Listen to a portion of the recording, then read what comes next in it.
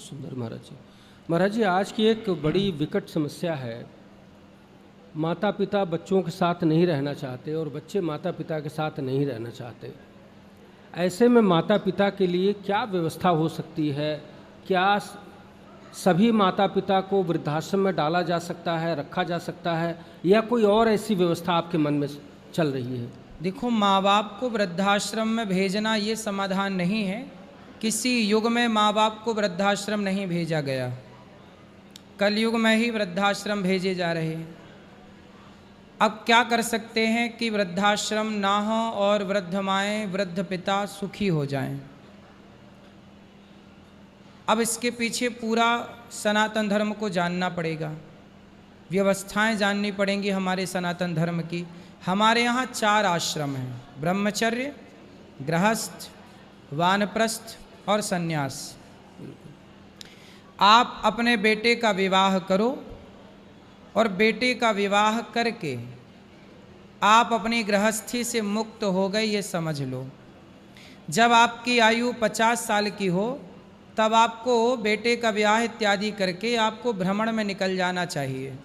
पहले के लोग वानप्रस्थ आश्रम का पालन करते थे, संतों के पास जाना, सत्संग करना, कथाएं सुनना, तीर्थों का भ्रमण करना, भक्ति करना।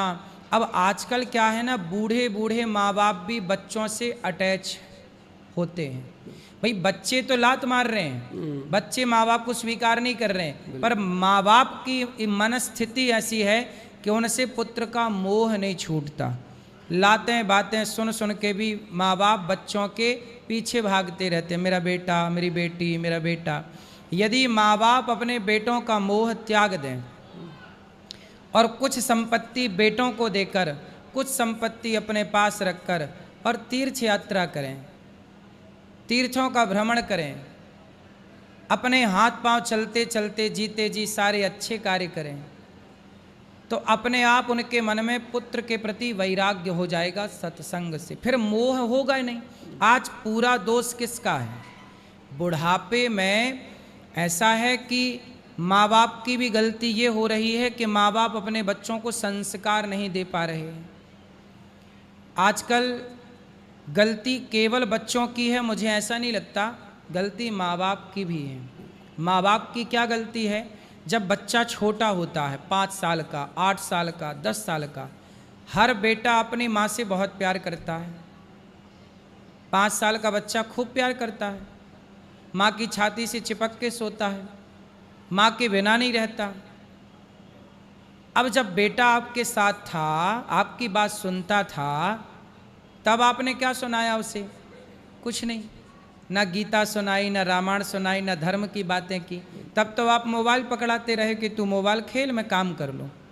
काम आपको बहुत ज़रूरी था, बच्चों को मोबाइल पकड़ा के काम। अब धीरे धीरे क्या हुआ कि वो बच्चा बड़ा होता गया और माँ से अटैचमेंट समाप्त हो गया, मोबाइल में, संसार में उसका जुड़ा हो गया, गलत संगति मिल गई।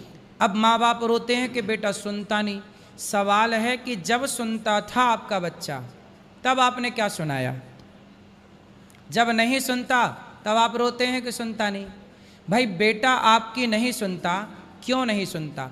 बंदर तो मदारी की सुनता है, बंदर तो एक जानवर है, लेकिन मदारी ने उसे इस तरह ट्रेंड किया होता है कि बंदर बंदर होके भी मदारी की बात सुनता है, इशारा समझता है। यदि बंदर को वश में किया जा सकता है तो बच्चों को वश में नहीं किया जा सकता है।